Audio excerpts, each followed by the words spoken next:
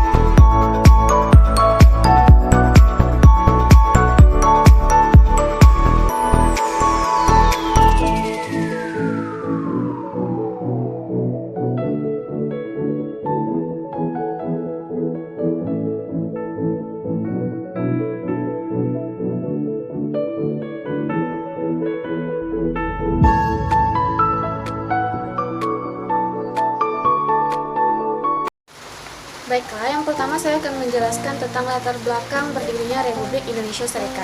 Republik Indonesia Serikat dibentuk pada tanggal 27 Desember 1949 yang merupakan hasil dari konferensi meja bundar di Den Haag, Belanda.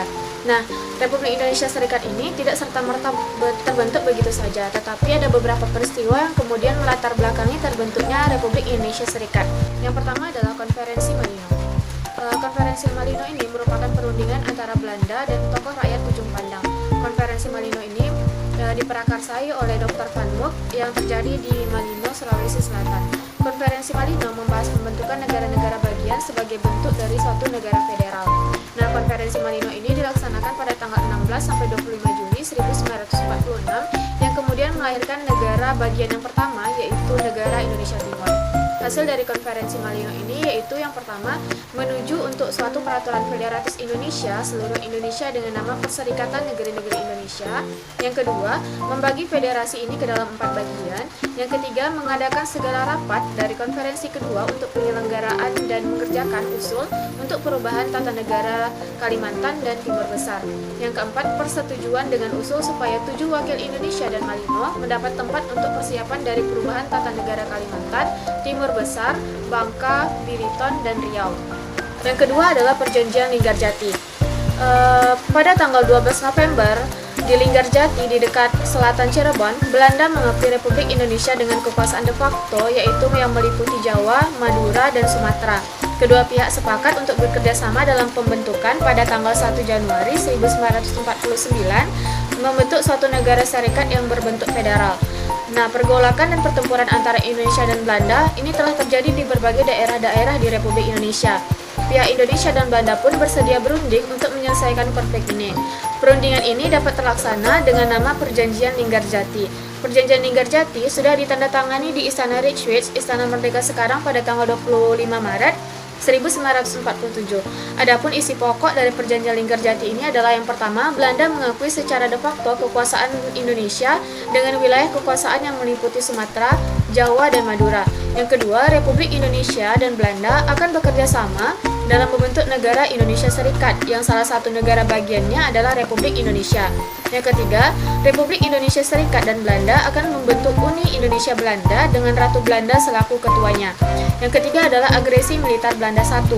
Agresi militer Belanda I ini merupakan serangan serentak yang dilakukan oleh Belanda terhadap daerah-daerah di Republik Indonesia.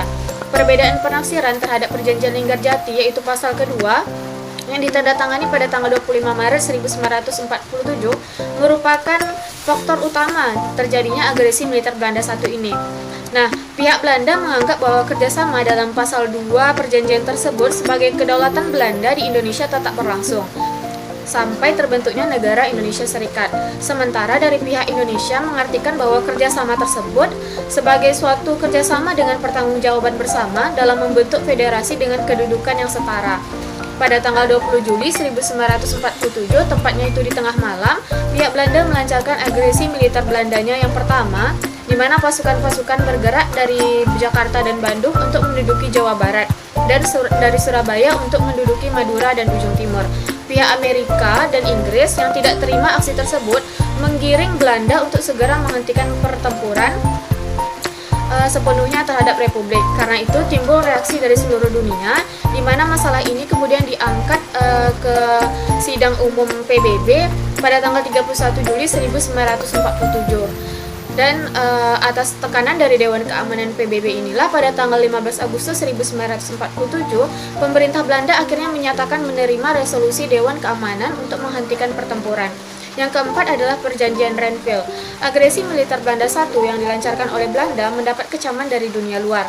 Perundingan kemudian dilakukanlah serangkaian perundingan yang dilaksanakan pada tanggal 17 Januari 1948 di sebuah kapal perang Amerika Serikat, yaitu bernama USS Renville, yang kemudian disebut sebagai Perjanjian Renville. Isi dari perjanjian ini adalah yang pertama, Belanda tetap berdaulat sampai terbentuknya Republik Indonesia Serikat. Yang kedua, Republik Indonesia sejajar kedudukannya dengan Uni Indonesia Belanda. Yang ketiga, sebelum RIS terbentuk, Belanda dapat menyerahkan kekuasaannya kepada pemerintah federal sementara. Yang keempat, Republik Indonesia menjadi negara bagian dari Republik Indonesia Serikat.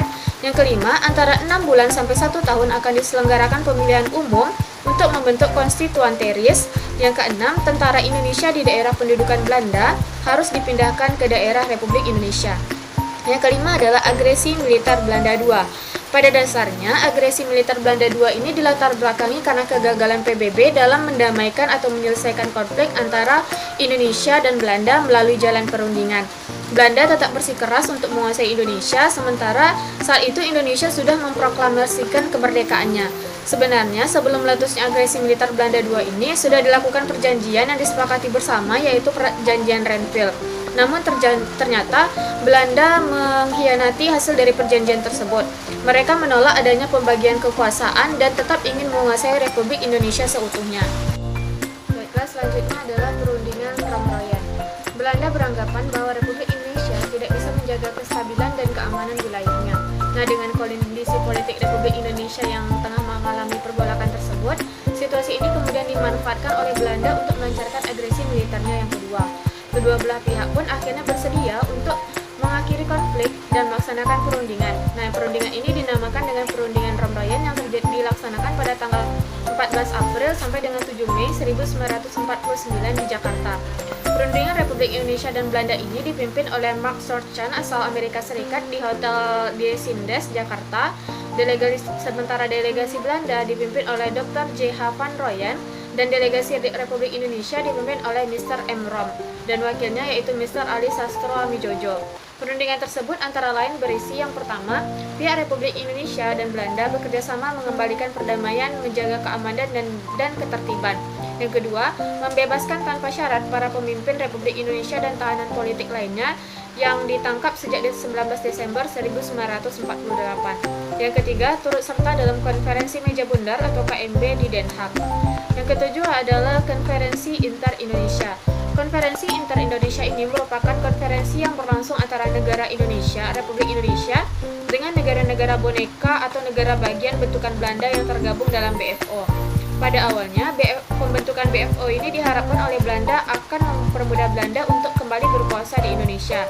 Namun tidak demikian, sikap-sikap negara-negara yang tergabung dalam BFO berubah setelah Belanda melancarkan agresi militer terhadap Indonesia. Konferensi Inter-Indonesia ini berlangsung di Yogyakarta pada tanggal 19 sampai 22 Juli 1949 yang dipimpin oleh Wakil Presiden Dr. Andus Muhammad Hatta. Konferensi ini banyak didominasi perbincangan mengenai konsep dan teknis pembentukan Republik Indonesia Serikat, terutama mengenai susunan ketatanegaraan seberikut hak dan kewajiban antar pemerintah pusat dan pemerintah daerah. Hasil kesepakatan dari konferensi Inter-Indonesia ini adalah yang pertama, negara Indonesia Serikat disetujui dengan nama Republik Indonesia Serikat berdasarkan demokrasi dan federalisme atau serikat. Yang kedua, Republik Indonesia Serikat akan dikepalai oleh seorang presiden dan dibantu oleh menteri-menteri yang bertanggung jawab kepada presiden. Yang ketiga, Republik Indonesia Serikat akan menerima penyerahan kedaulatan baik dari Republik Indonesia maupun dari Kerajaan Belanda. Nah, yang keempat, Angkatan Perang Republik Indonesia Serikat adalah Angkatan Perang Nasional dan Presiden Republik Indonesia Serikat adalah Panglima Tertinggi Angkatan Perang Republik Indonesia Serikat. Yang kelima, pembentukan Angkatan Perang Republik Indonesia Serikat adalah semata-mata soal bangsa Indonesia sendiri. Angkatan Perang Republik Indonesia Serikat akan dibentuk oleh pemerintahan dari Republik Indonesia Serikat dengan inti dari TNI dan Kenil serta kesatuan-kesatuan Belanda lainnya. Sidang kedua Konferensi Inter-Indonesia diselenggarakan pada tanggal 30 Juli 1949 dengan keputusan yang pertama, bendera Republik Indonesia Serikat adalah Sang Merah Putih. Lagu kebangsaan Republik Indonesia Serikat adalah lagu Indonesia Raya. Bahasa resmi Republik Indonesia Serikat adalah bahasa Indonesia, dan yang terakhir Presiden Republik Indonesia Serikat dipilih oleh Republik Indonesia dan BFO. Yang terakhir adalah Konferensi Meja Bundar. Konferensi Meja Bundar dilaksanakan pada tanggal 23 Agustus sampai 2 September 1949 di Den Haag, Belanda. Perwakilan dari Republik Indonesia dipimpin langsung oleh Dr. Andes Muhammad Hatta, sementara perwakilan dari BFO dipimpin oleh Sultan Hamid, dan perwakilan dari Belanda dipimpin oleh Van Marsieven. Hasil-hasil KMB ini ialah yang pertama, Kerajaan Belanda menyerahkan kedaulatan atas Indonesia sepenuhnya tanpa syarat dan tidak dapat dicabut kembali kepada Republik Indonesia Serikat. Yang kedua, penyerahan kedaulatan itu akan dilakukan selambat-lambatnya pada tanggal 30 Desember 1949. Yang ketiga, tentang Irian Barat akan diadakan perundingan lagi dalam kurun waktu 1 tahun setelah penyerahan kedaulatan kepada Republik Indonesia Serikat. Yang keempat, antara RIS dan Kerajaan Belanda akan diadakan hubungan Uni Indonesia Belanda yang akan dikepalai oleh Ratu Belanda.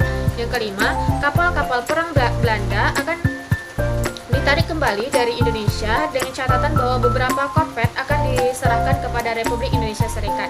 Yang keenam, tentara kerajaan Belanda akan selekas mungkin ditarik mundur dari Indonesia, sedangkan tentara kerajaan Hindia Belanda atau Kenil akan dibubarkan dengan catatan bahwa para anggotanya yang diperlukan akan dimasukkan dalam kesatuan TNI. Berdasarkan dari hasil-hasil konferensi meja bundar di Den Haag, Belanda inilah terbentuk negara Republik Indonesia Serikat. Perundingan tersebut berjalan dari tanggal 25 September sampai 2 November 1949 dengan hasil ialah bahwa kerajaan Belanda akan mengakui kedaulatan atas Indonesia selambat-lambatnya pada tanggal 30 Desember 1949. Maka dalam hal ini kedudukan Republik Indonesia nantinya hanya akan menjadi negara bagian dari Republik Indonesia Serikat. Selanjutnya yaitu mengenai berjalannya Republik Indonesia Serikat. Pada tanggal 14 November 1949, rombongan delegasi Indonesia di bawah pimpinan Muhammad Hatta tiba kembali di Yogyakarta. Hasil-hasil konferensi meja bundar perlu diratifikasi oleh semua negara dan daerah otonom yang akan menjadi anggota dari Republik Indonesia Serikat. Dalam hal ini oleh pemerintahan Indonesia dan semua negara-negara federal bentukan PANMUK. Kemudian pada tanggal 16 Desember 1949 di Yogyakarta, Panitia Pemilihan Nasional Republik Indonesia memilih Insinyur Soekarno menjadi Presiden Indonesia Serikat dan Dr. Andes Muhammad Hatta sebagai Wakil Presiden. Kemudian pada tanggal 19 Desember 1949, Kabinet RIS dibentuk dengan susunan yaitu Perdana Menterinya adalah Dr. Andes Muhammad Hatta, Menteri Luar Negerinya juga Dr. Andes Muhammad Hatta, Menteri Pertahanannya Hamengkubuwono IX, Menteri Dalam Negeri Ida Ana Agung Gede Agung, Menteri Keuangan Mr. Syafruddin Prawira Negara, Menteri Perekonomian Insinyur Juanda, Menteri Perhubungan dan Pekerjaan Umum Insinyur Herling Laoh, Menteri Kehakiman Profesor Dr. Mr. Supomo, Menteri Pendidikan dan Kebudayaan Dr. Abu Hanifah, Menteri Kesehatan Dr. Joseph Leimena, Menteri Pemburuhan yaitu Mr. Wilopo, Menteri Sosial Mr. Kokasih Purwanegara, Menteri Agama Kiai Haji Wahid Hashim, Menteri Penerangan Arno Mononutu, dan Menteri Negara yaitu Sultan Hamid II, Mr. Muhammad Rom, dan Dr. Suparno. Upacara penyerahan kedaulatan dari Kerajaan Belanda kepada Republik Indonesia Serikat pada tanggal 27 Desember 1949 ini berlangsung dengan hikmat di dua tempat yaitu di Amsterdam, Belanda dan di Jakarta, Indonesia. Di Amsterdam, penyerahan kedaulatan de facto dan de jure dilakukan langsung oleh Kepala Negara Belanda yaitu Ratu Juliana kepada Wakil Presiden dan Perdana Menteri Republik Indonesia Serikat Dr. Andes Muhammad Hatta tepat pada pukul 10 waktu Amsterdam. Pada saat bersamaan yaitu pada pukul 17.00 WIB dilangsungkan upacara penyerahan kedaulatan de facto dan de jure dari wakil tertinggi Ratu Belanda di Hindia Belanda yaitu H.H.J. Loving kepada Wakil Perdana Menteri RI Sultan Hamengkubuwono IX didampingi Muhammad Rom. Mulailah negara-negara lain mengadakan pertukaran duta besar dengan Republik Indonesia Serikat. Dalam Konstitusi Republik Indonesia Serikat, bentuk negara Indonesia adalah Republik Indonesia Serikat yang terdiri atas 16 negara bagian, yakni negara bagian Republik Indonesia yaitu Yogyakarta, negara bagian Kalimantan Barat, negara bagian Indonesia Timur, negara bagian Madura, negara bagian Banjar, negara bagian Bangka, negara bagian Belitung, negara bagian Dayak Besar, negara bagian Jawa Tengah, negara bagian Jawa Timur, negara bagian Kalimantan Tenggara, negara bagian Kalimantan Timur, negara bagian Pasundan, negara bagian Riau, negara bagian Sumatera Selatan, dan negara bagian Sumatera Timur atau NST. Nah, kondisi berjalannya Republik Indonesia Serikat di berbagai bidang. Yang pertama adalah kondisi politik dan konstitusional Republik Indonesia Serikat. Kondisi terpenting dan paling utama yang perlu diperhatikan dalam Republik Indonesia Serikat ini adalah di bidang politik dan konstitusionalnya. Setelah semua alat-alat kelengkapan Republik Indonesia Serikat ini terbentuk, muncullah gangguan bahkan kekacauan terutama di bidang politik. Gangguan dan kekacauan ini ditimbulkan oleh beberapa pihak akibat kurang berhasilnya pemerintah Republik Indonesia Serikat dalam menjalankan roda pemerintahannya. Nah, kondisi politik inilah yang menyebabkan kemunduran dari Republik Indonesia Serikat. Gangguan politik tersebut antara lain seperti pemberontakan yang dilakukan oleh Westerling, pemberontakan Andi Aziz, pemberontakan Republik Maluku Selatan atau RMS yang dipimpin oleh Smokil dan pembebasan dari Irian Barat. Yang kedua adalah keadaan keuangan dan ekonomi Republik Indonesia Serikat. Perekonomian suatu negara menjadi satu permasalahan yang sangat penting karena untuk negara yang baru berdiri perlu didukung oleh ekonomi yang juga cukup kuat. Nah, berdirinya negara Republik Indonesia Serikat sebagai negara yang berdaulat tidak serta-merta didukung secara ekonomi. Dengan hutang-hutang yang harus ditanggung oleh Republik Indonesia Serikat, Republik Indonesia Serikat ini harus segera membenahi dan menyelesaikan permasalahan ekonomi tersebut agar segera dapat memikirkan kebijakan ekonomi Republik Indonesia Serikat selanjutnya. Jadi, hutang-hutang yang sebelumnya sudah dipegang oleh Republik Indonesia harus diselesaikan pada masa Republik Indonesia Serikat ini. Namun, itu tidak berjalan dengan baik. Yang ketiga adalah keadaan kemiliteran dari Republik Indonesia Serikat. Dalam sebuah negara, militer adalah faktor terpenting dalam menjaga kedaulatan dan keutuhan negara. Republik Indonesia Serikat mempunyai angkatan perang yang disebut dengan APRIS yang anggotanya berisikan warga negara Indonesia, bekas tentara Kenil dan TNI yang umumnya tentara Republik Indonesia. Dalam konferensi Inter-Indonesia di Yogyakarta, telah diambil kesepakatan mengenai angkatan bersenjata Republik Indonesia Serikat setelah terbentuk dengan resminya Republik Indonesia Serikat. Yang pertama yaitu Angkatan Perang Republik Indonesia Serikat adalah Angkatan Perang Nasional. Presiden Republik Indonesia Serikat adalah Panglima tertinggi Angkatan Perang dari Republik Indonesia Serikat. Yang kedua, pertahanan negara adalah semata-mata hak dari pemerintah Republik Indonesia Serikat. Negara-negara bagian tidak akan memiliki angkatan perang sendiri. Yang ketiga, Angkatan Perang Republik Indonesia Serikat dibentuk bersama-sama orang Indonesia yang ada dalam Kenil, ML, KM, VB, dan Territorial Battalions. Yang keempat, pada masa permulaan Republik Indonesia Serikat, Menteri Pertahanan dapat merangkap sebagai Panglima Besar Angkatan Perang Republik Indonesia Serikat. Yang keempat adalah keadaan kebudayaan dari Republik Indonesia Serikat. Pemerintah Indonesia dan Belanda bersedia membuat kesepakatan dalam bidang kebudayaan. Seperti dalam bidang pendidikan, Indonesia dan Belanda ini bersepakat untuk saling memberikan pelajaran dan pengetahuan untuk kemajuan masing-masing. Antara Belanda dan Republik Indonesia Serikat telah bersepakat bahwa dalam hal pengetahuan, pendidikan, serta kebudayaan, diadakan kerjasama dalam pembinaan dan pembangunan kebudayaan. Pemerintah Kerajaan Belanda bersedia untuk bertukar orang-orang yang ahli dalam ilmu pengetahuan dan kebudayaan. Dalam kesepakatan itu pula tentang pemeliharaan benda-benda budaya yang dimiliki oleh pemerintah Kerajaan Belanda dan RIS secara bersama-sama. Yang kelima adalah keadaan sosial dari Republik Indonesia Serikat. Pada bidang sosial ini yang dibahas adalah mengenai status kepegawaian para pegawai-pegawai yang berkeluarga negaraan Belanda yang bekerja di Indonesia. Pihak Indonesia dan Belanda pun berunding untuk mencapai kesepakatan mengenai permasalahan ini.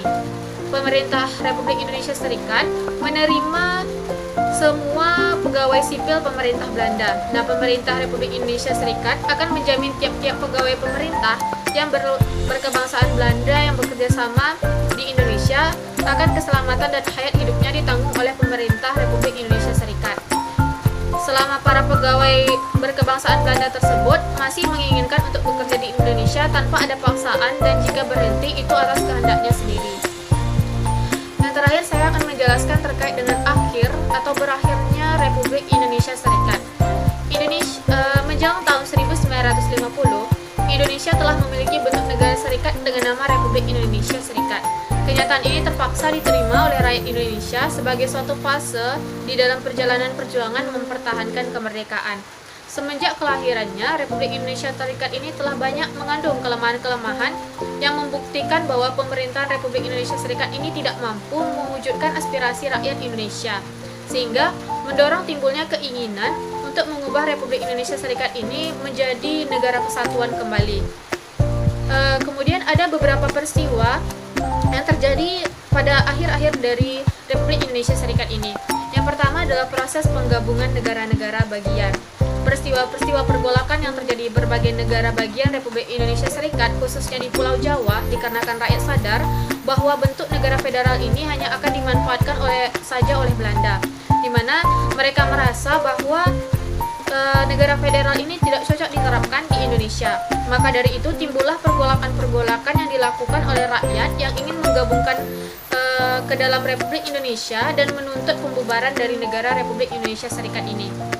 Pergolakan yang dilakukan oleh rakyat tidak hanya terjadi di Pulau Jawa, melainkan juga terjadi di Pulau Kalimantan, Sumatera, Makassar, Gorontalo, Poso, Donggala, Takalar, Jeneponto, serta di provinsi-provinsi Sulawesi, Maluku, dan Sunda Kecil. Pada akhirnya hanya tinggal ada 3 negara bagian saja, yaitu negara Republik Indonesia, negara Indonesia Timur, dan negara Sumatera Timur. Yang kedua adalah perundingan segitiga. Perundingan segitiga ini sejatinya adalah untuk membahas dan menyelesaikan permasalahan-permasalahan dan pergolakan yang terus terjadi di negara Indonesia Timur atau NIT. Situasi politik dari NIT yang sangat tidak stabil dan cenderung mengalami kekacauan akibat pemberontakan inilah yang menyebabkan terjadinya perundingan segitiga. Dalam perundingan ini juga dibahas tentang bentuk negara yang akan dibentuk nantinya. Tanggal 21 April 1950, Presiden NIT Sukawati mengeluarkan pernyataan bahwa NIT siap menjadi suatu negara kesatuan Republik Indonesia asalkan negara bagian Republik Indonesia mau bergabung menjadi satu negaranya. Namun persoalannya tidak semudah itu. Terbentuklah perundingan segitiga yang diketuai oleh Perdana Menteri Muhammad Hatta sebagai wakil dari Republik Indonesia Serikat, Wakil Perdana Menteri Abdul Hakim sebagai wakil Republik Indonesia, sedangkan dari NIT itu diwakili oleh JH Doko Manopo dan GSSR Ratulangi. Selanjutnya adalah perundingan RIS Republik Indonesia. Melihat kemajuan yang telah dicapai dalam perundingan segitiga antara Republik Indonesia dengan RINIT, negara Sumatera Timur juga tidak mau ketinggalan. Mereka ingin diikutsertakan dalam perundingan tersebut. Presiden negara Indonesia Timur dan Presiden negara Sumatera Timur mempercayakan sepenuhnya kepada Muhammad Hatta sebagai Perdana Menteri Republik Indonesia Serikat untuk mewakili mereka dalam perundingan dengan Republik Indonesia. Tanggal 19 Mei 1950, di Jakarta diadakan pertemuan antara Republik Indonesia Serikat dan Republik Indonesia yang dipimpin oleh Muhammad Hatta. Dalam pertemuan tersebut tercapai suatu persetujuan untuk bersama-sama membentuk negara kesatuan sebagai penjelmaan dari Republik Indonesia berdasarkan proklamasi 17 Agustus 1945. Persetujuan ini tercapai dengan suatu konsensi dari Republik Indonesia, yaitu bahwa negara kesatuan itu harus dibentuk melalui Republik Indonesia Serikat, bukan dengan penggabungan NST pada Republik Indonesia. Hal ini disetujui oleh Perdana Menteri. Semua negara atau daerah-daerah bagian Republik Indonesia Serikat telah menyatakan penggabungan diri dalam Republik Indonesia. Dalam perundingan ini membahas masalah-masalah untuk mempersiapkan pembentukan kembali Negara Kesatuan Republik Indonesia dan mempersiapkan Undang-Undang Dasar. Atas dorongan rakyat setempat, negara Indonesia Timur dan negara Sumatera Timur mengusahakan agar pemerintah pusat Republik Indonesia Serikat berunding dengan negara bagian Republik Indonesia untuk mempersiapkan pembentukan Negara Kesatuan Republik Indonesia tanggal 19 Mei 1950, tercapailah persetujuan antara Republik Indonesia Serikat dan Republik Indonesia untuk membentuk Negara Kesatuan Republik Indonesia dengan menandatangani piagam persetujuan pemerintah RIS dan pemerintah RI yang menetapkan antara lain bahwa Undang-Undang Dasar Negara Kesatuan Republik Indonesia dapat mengubah konstitusi RIS ditambah dengan bagian-bagian yang baik dari konstitusi RIS. Yang terakhir adalah pembentukan kembali Negara Kesatuan Republik Indonesia. Setelah berbagai macam perundingan-perundingan telah dilakukan antara Republik Indonesia Serikat dan Republik Indonesia, akhirnya tercapailah kesepakatan bersama untuk membentuk sebuah negara kesatuan. Nah, demi tercapainya secara cepat untuk membentuk negara kesatuan, Republik Indonesia ini ikhlas untuk meleburkan diri ke dalam Republik Indonesia Serikat. Panitia bersama ini diketuai oleh Profesor Dr. Supomo dan sebagai acuan kerja digunakan salah satu ketentuan yang tercantum dalam Piagam Persetujuan Pemerintah Republik Indonesia Serikat dan Republik Indonesia tertanggal 19 Mei 1950 yang antara lain berbunyi, pertama, Undang-Undang Dasar Negara Kesatuan dapat dengan mudah mengubah konstitusi RIS sedemikian rupa sehingga esensi Undang-Undang Dasar Republik Indonesia antara lain pasal 27, 29, dan pasal 33 ditambahkan dengan bagian-bagian yang baik dari konstitusi RIS yang termasuk di dalamnya. Yang kedua, di Undang-Undang Dasar Sementara Negara Kesatuan diadakan pasal yang memuat pokok pemikiran hak milik itu adalah suatu fungsi sosial. Yang ketiga, selanjutnya diadakan perubahan-perubahan dalam konstitusi sementara, antara lain Senat dihapus, DPR sementara terdiri atas gabungan DPR RIS dan Badan Pekerja Komite Nasional Indonesia Pusat. DPR sementara bersama KENIP dinamakan Majelis Perubahan Undang-Undang Dasar, mempunyai hak mengadakan perubahan-perubahan dalam Undang-Undang Dasar baru. Yang keempat, konstituan T terdiri dari anggota-anggota yang dipilih dengan mengadakan pemilihan umum. Yang kelima, presiden ialah Presiden Soekarno. Yang keenam, Dewan Menteri harus bersifat kabinet parlementer. Yang ketujuh, tentang jabatan wakil presiden dalam negara kesatuan. Sebelum diadakan perundang-undangan kesatuan, maka undang-undang peraturan-peraturan yang ada tetap berlaku, akan tetapi di mana mungkin diusahakan supaya perundang-undangan RI berlaku. Yang terakhir, Dewan Pertimbangan Agung dihapuskan.